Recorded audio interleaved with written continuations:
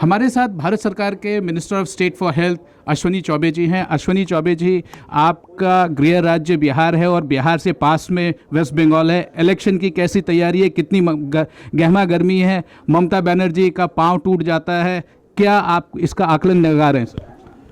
भाई देखिए, मैं तो अंग और बंग की भूमि से आता हूँ।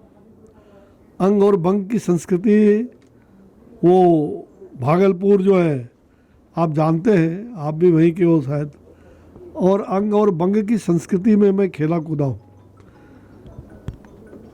जहाँ हमारे यहाँ बड़े बड़े बंग बंधु वहाँ पैदा हुए, चाहे वो सिनेमा के क्षेत्र में हो, बनफूल, आप सभी जानते हैं बनफूल। तो ये मैं जो लगातार देख रहा हूँ, और मैं गया था अभी बंगाल में भी चुनाव के दौरान, लगातार लोगों का जाना हो रहा है, फिर जाना होगा। बंगाल के अंदर इस बार पैर नहीं टूटी है, धराशायी हो जाएंगी।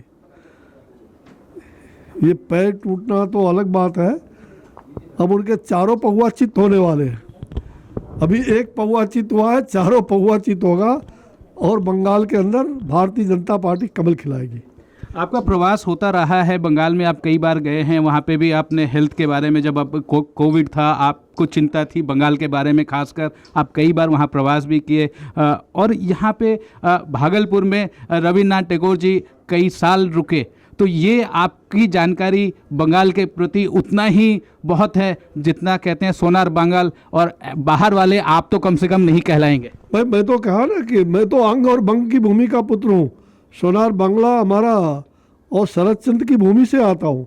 मैंने वहाँ भी कहा बंगाल के अंदर कि मैं बंकिम चंद्र चट्टोपाध्याय, शरद चंद्र की उस धरती से मैं आ रहा हूँ और संदेश लेके आ रहा हूँ कि इस बार बंगाल में क्रांति होगी। बंगाल में इस बार पूरी तरह से ये कीचड़ में कमल खुलेगा। ये जो कीचड़ बना के ममता बहन ने रखी है, अब बंगाल की जनता शांति चाहती है, बंगाल की जनता विकास चाहती है, बंगाल की जनता हर तरह से जो हिंसा का वातावरण वहाँ पैदा किया जा रहा है, अभी चुनाव के अंदर भी आपने देखा, चुनाव के पहले भी, ये पूरा मिसाल है। बंगाल में कोई विकास नहीं हुआ। बंगाल में वामपंथियों ने भी उस प्रकार से आक्रमण किया, वामपंथियों ने भी पहले हिंसा फैलाने का काम किया, और उससे ज़्यादा ही हिंसक बनकर के ये कांग्रेस का जो दूसरी पैदाइश है, इन सब लोगों ने बंगाल को बर्बाद करने का किया। रविन्द्रनाथ टैगोर की धरती है, बंकिम चंद्र चट्टोपाध्याय, आप ऐसे परम गुरुदेव हम लोगों के रामकृष्ण परमहंस, स्वामी विवेकानंद की धरती आज कलंकित हो रहा है ऐसे लोगों के कारण। परसों बीजेपी का वो पेपर घोषणा पत्र आने वाला है। अमित शाह जी भी कह रहे हैं और प्रधानमंत्री जी भी कह रहे हैं कि अब खेला होबे, लेकिन खेला होबे का उन्होंने मामला बदल दिया, और उनका जो ममता बनर्जी ने कहा था खेला होबे, अब वो खेला होबे for the end of TMC. की आपको उम्मीद है, और कितनी सीट की आप अनुमान लगा पा रहे हैं? देखो, खेला होबे ना बंगालते আমি জানি, আমি ভালো করে জানি, আমরা বাংলা बोलते हुए, और बांग्ला मृदु भाषा, तो इस बार खेला होबे ना, बल्कि इस बार प्रधानमंत्री जी ने कहा विकास होबे। बंगाल की जनता को विकास चाहिए। हम विकास को, बंगाल के घर घर को वो लोभ दे रहे हैं, राशन कार्ड दूंगा, अन्न दूंगा। क्यों नहीं दिया? कौन मना किया? इतने वर्षों से आप मुख्यमंत्री थे। अभी आपको याद आ रहा, अभी आपको ठाकुरबाड़ी आ रहा है।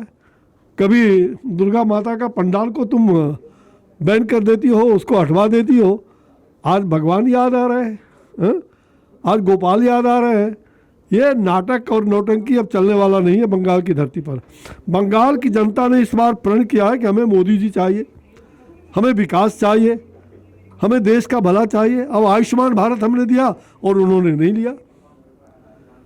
वहाँ के किसानों की जो हालात है आप जानते हैं, और सम्मान निधि उसको भी, और कई चीज़ों को उन्होंने अच्छी अच्छी योजना भारत सरकार की उसको टुकराया। कैसे होगा बंगाल का विकास?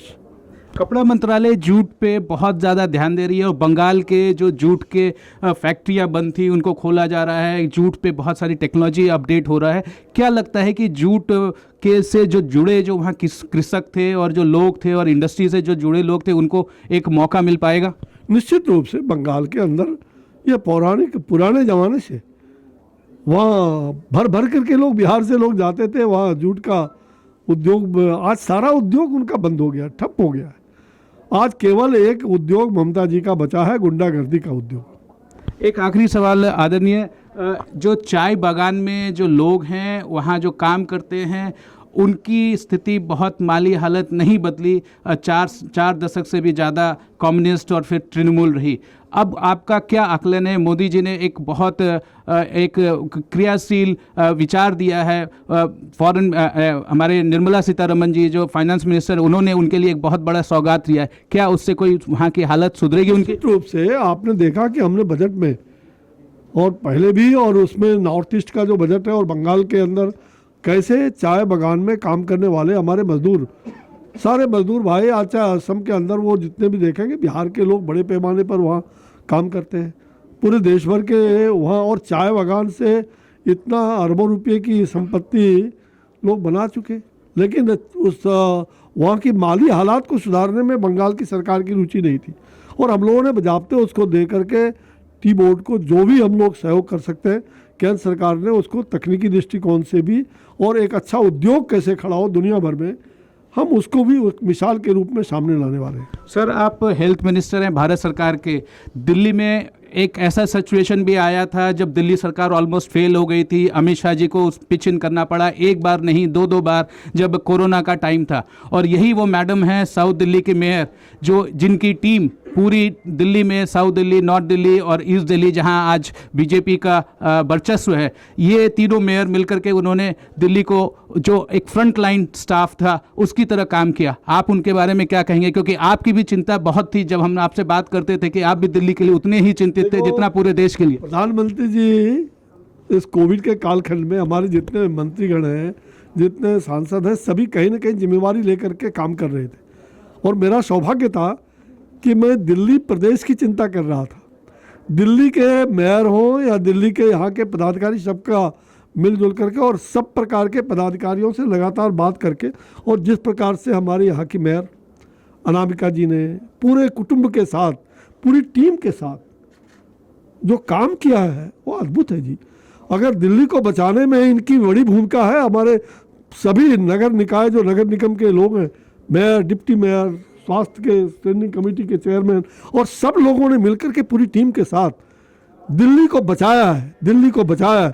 नहीं तो दिल्ली आज क्या हालात होती, आप सब लोगों ने देखा है, जाना है। हम सब लोग, और बिना किसी भेदभाव का, बिना किसी राजनीति का, हम तब से लेके अभी तक, चाहे दिल्ली हो चाहे कोई भी प्रदेश हो, किसी के साथ कोई भेदभाव नहीं। और कोविड को, जंग को जीतना है।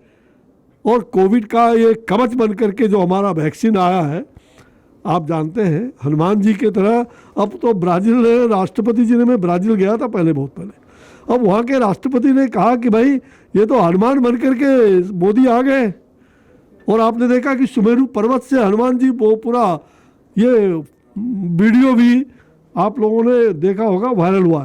तो आज हनुमान जी के कृपा से, उनकी कृपा से, आशीर्वाद से, हमारे साइंटिस्ट, वैज्ञानिकों ने मेहनत करके, और जो प्रधानमंत्री जी ने उत्साहवर्धन किया, आज उसका परिणाम है कि आज हम कोविड अपने देश के लिए भी और दुनिया के तमाम देशों को, 70 से भी ज़्यादा देशों को हम वैक्सीन भेज रहे हैं। सर, 8 तारीख को हमने इंटरनेशनल वुमेंस डे मनाया। अनामिका जी साउथ दिल्ली की मेयर हैं, ये बहुत ही बड़ी कर्मठ नेता भी हैं और लीडर भी हैं, और खुद अपने आप अपने she walks the talk, and that is something you may want to speak about international women day and Anamika ji, she is just amazing. देखो, अंतर्राष्ट्रीय महिला दिवस, मैंने उस दिन भी बड़ा अपने डिपार्टमेंट में जितनी हमारी महिला पदाधिकारी, कर्मी हैं, कर्मचारी, सबके साथ मिल बैठ करके मैंने बहुत महत्वपूर्ण सुझाव उनसे लिए। उनके कई साहसिक का काम में मैंने उनसे पूछा।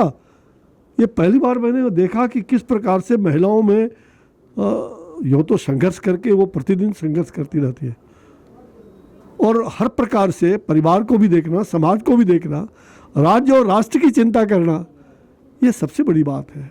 परम वैभव की स्थिति पर भारत माता पहुँचे और मातृशक्ति के रूप में हम जाने जाते हैं।